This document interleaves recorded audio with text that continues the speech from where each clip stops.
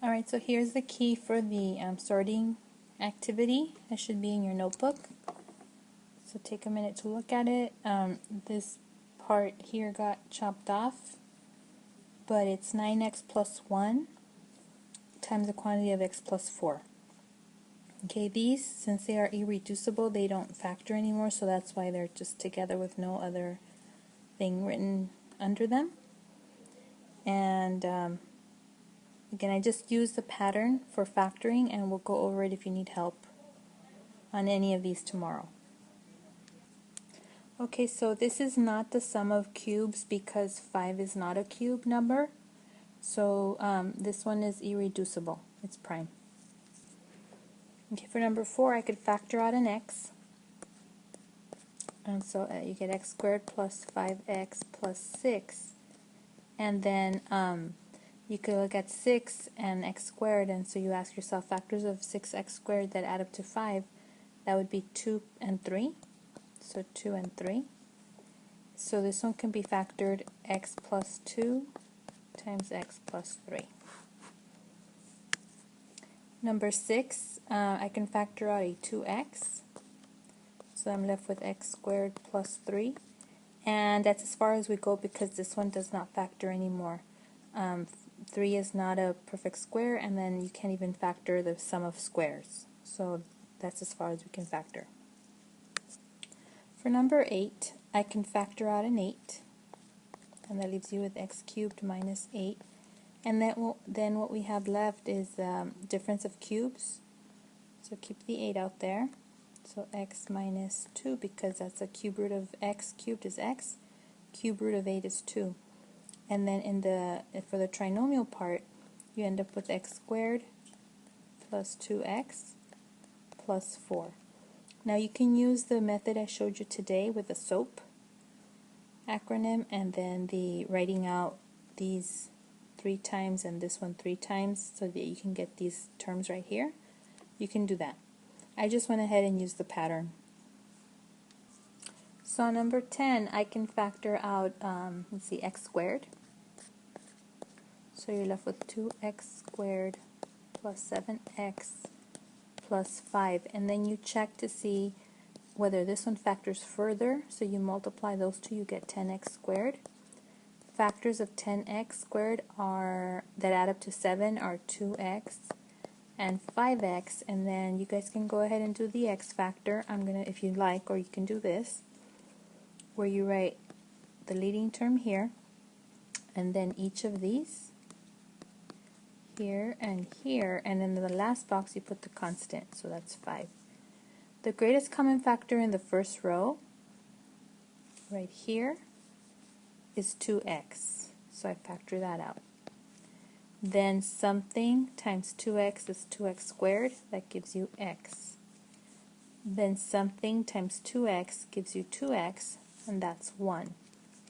And then finally, something times x gives you 5x, that's 5.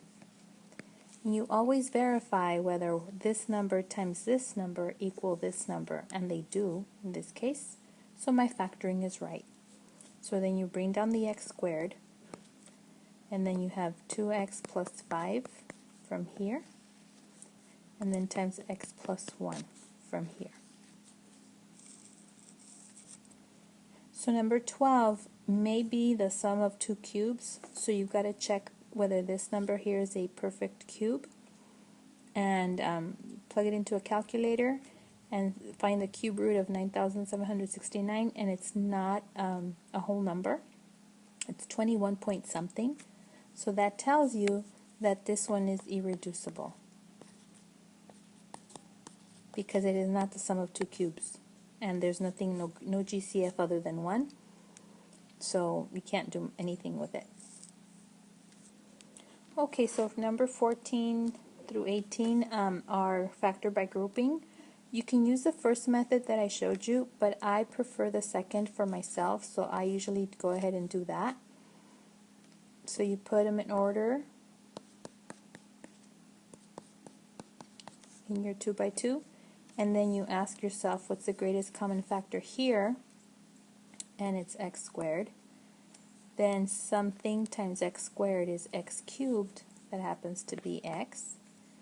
Then something times x squared is 4x squared, that happens to be 4.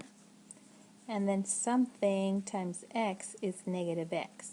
Well, that something is negative 1.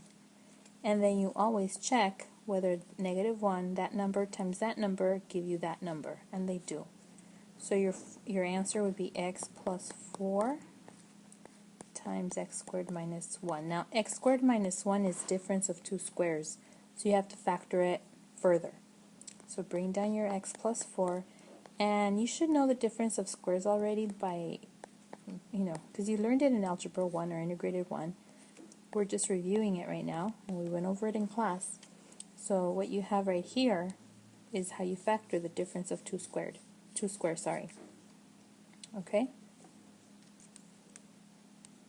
Okay, so here's number 16. You put the terms in order, in descending order, in your grid. And you could be doing the other method. Our answers should come out the same. So if you don't like this method, you prefer the first one I showed you, go ahead and use that one.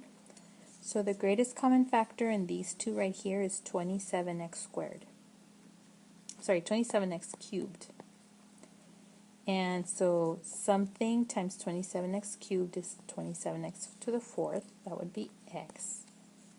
Then something times 27x cubed is 54 x cubed, that would be 2.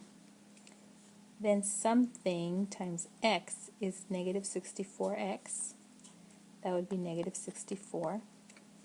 And you always check whether that number times this number give you this number, and it does. So your factoring is right so far. So this means that you have, move it up a little bit, I've got x plus 2 times a quantity of 27x cubed minus 64. Okay, so this is difference of cubes because 27x cubed and 64 are both cubes, so we could factor it further. So then you have, bring down the x plus 2, and then cube root of 27x cubed is 3x, cube root of 64 is 4, and then remember I'm going to show you the method I did in class, so this is 3x, 3x, 3x, and then 4, 4, 4. You pair them up, and so for the first pair it's 9x squared, for the second pair is 12x, for the last pair is 16, and then we use SOAP. So SOAP means same sign, so it would be minus. O is opposite of the first one, so that would be plus, and AP always positive. So this would be the final answer for that one. So here again another factor by grouping. So this is the way I'm grouping them.